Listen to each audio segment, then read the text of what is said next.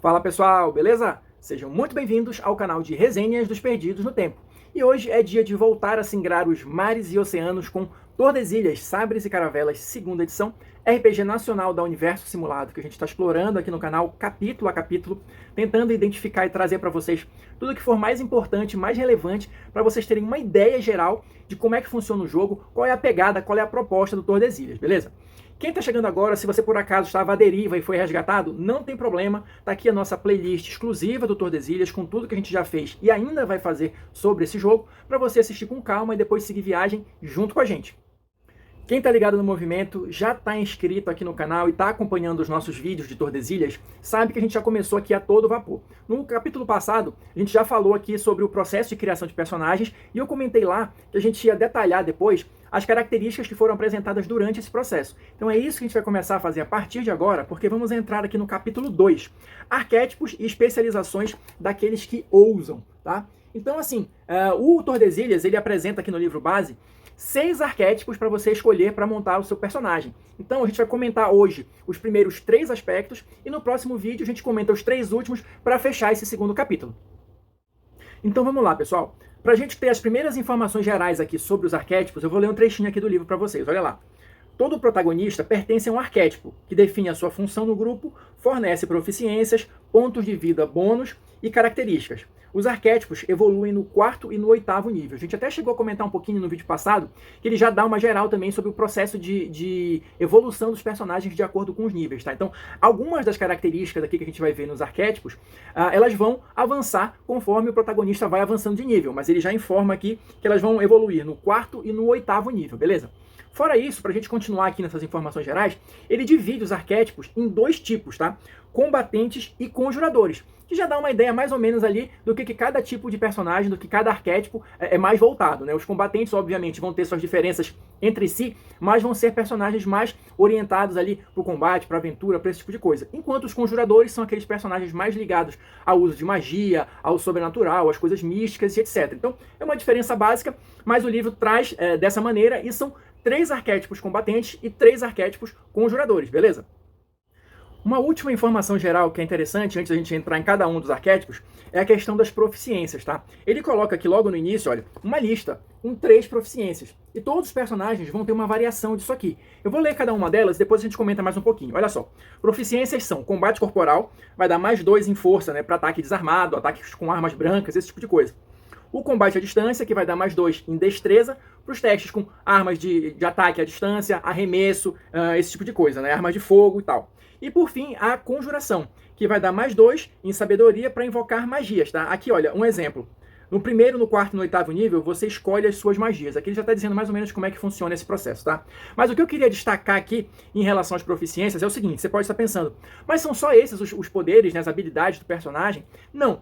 Cada personagem, cada protagonista, dependendo do arquétipo ou do povo, vai ter outras características que vão influenciar isso, tá? Das próprias especializações que a gente vai ver, né? Vão adicionar coisas novas que os personagens podem fazer. Mas essas proficiências é como se fosse a base. E assim, cada uma dos arquétipos vai trazer uma variação em torno disso aqui. Alguns arquétipos vão ter só uma dessas proficiências, alguns vão ter mais de uma, outros você vai precisar escolher entre elas. Então a gente vai ver isso aí em cada um dos arquétipos, que eu acho que vai ficar mais fácil, mais claro para vocês visualizarem.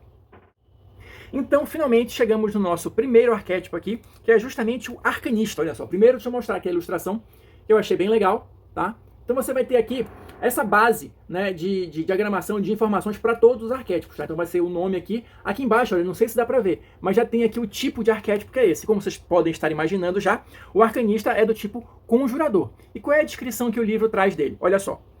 Conjuradores versados na arte de simular o universo. O arcanista do século XVII sabe que sua magia não se encontra mais nos tomos antigos das bibliotecas empoeiradas. A maioria já foi destruída pela Inquisição, sendo preciso desbravar o mundo e vasculhar masmorras antigas na busca pelo poder de um tempo esquecido.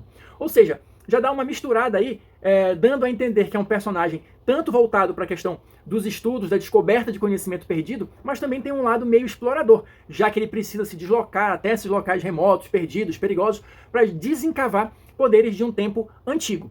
Na sequência, olha, a gente vai ter aqui o quadro que vai trazer justamente, olha, as características de cada um dos arquétipos. Então, no caso aqui do arcanista, olha só, a formação, como eles chamam aqui. A proficiência que ele vai ter é conjuração. Então, daquela lista que eu acabei de falar de 3 proficiências, o arcanista só tem uma delas, que é justamente a conjuração. Mas ele tem uma característica extra aqui, olha, que é a magia registrada. Como é que funciona? No primeiro, no quarto e no 8º nível, você escolhe uma magia de um nível acima do seu para registrar no seu grimório.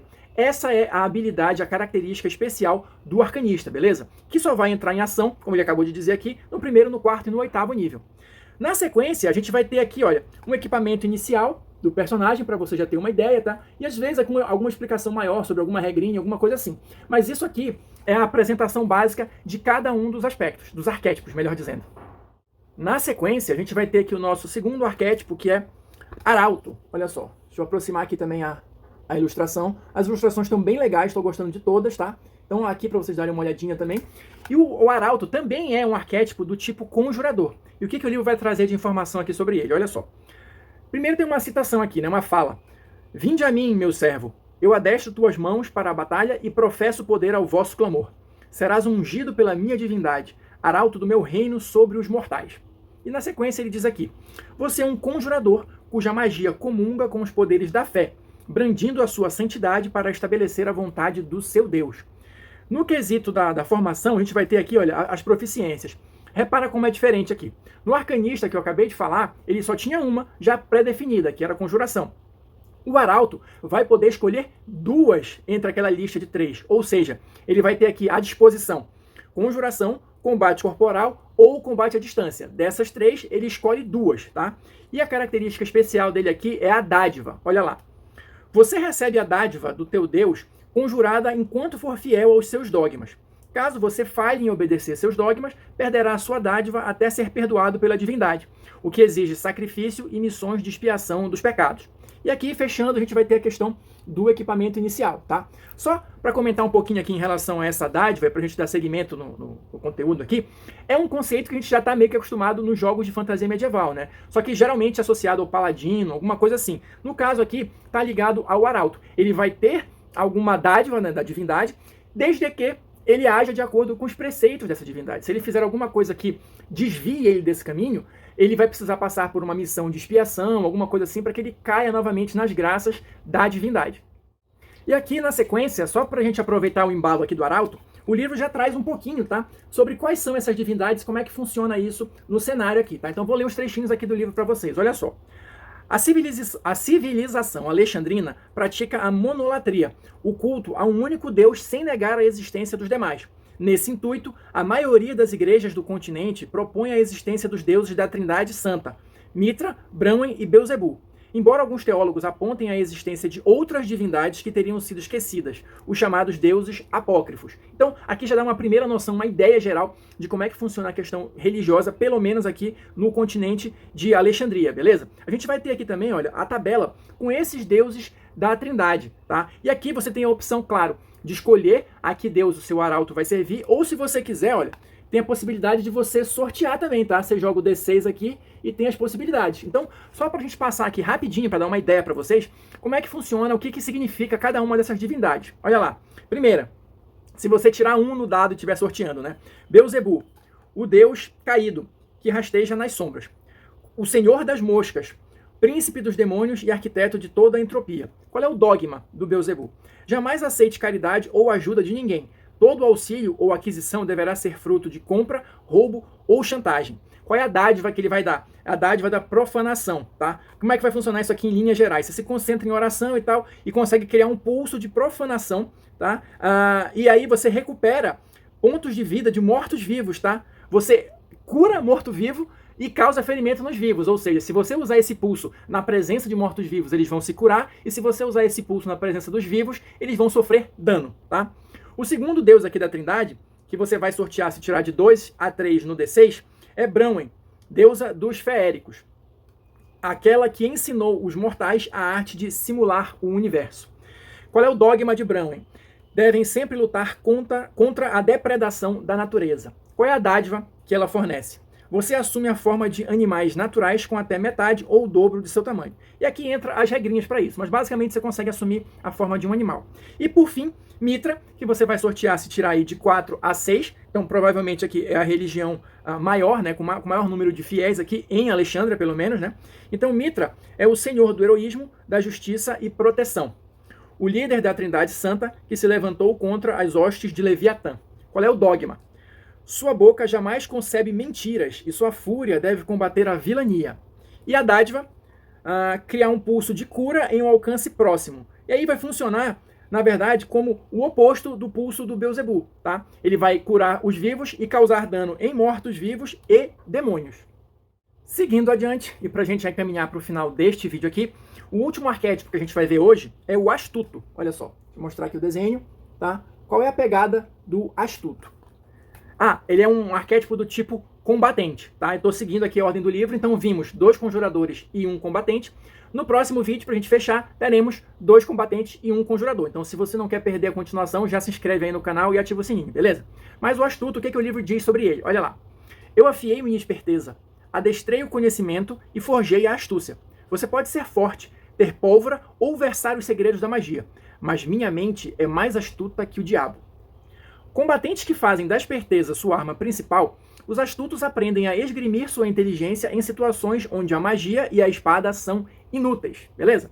Então, nas características aqui de formação desse arquétipo, o que a gente vai ter? Ele tem, olha, bônus de ponto de vida, tá? Então, se você escolhe um astuto, você já ganha aí mais 4 pontos de vida, tá? E você tem as proficiências aqui de combate à distância e combate corporal, beleza? A característica especial desse arquétipo vai ser justamente a astúcia. E como é que ela vai funcionar aqui em termos de jogo? Olha só o que o livro diz.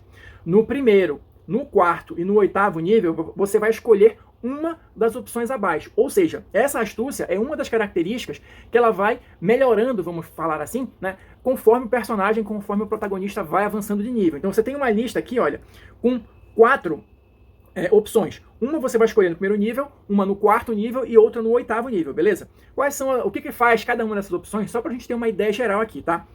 Autodidata. Se estudar por um tempo curto com um professor ou em uma biblioteca, você aprende um idioma ou uma proficiência por um tempo longo, tá? E aí ele vai descrever um pouquinho os detalhes de como é que funciona isso.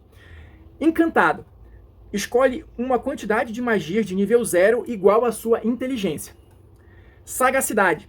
Mais 1 nos testes de todas as suas proficiências, exceto proficiências de combate.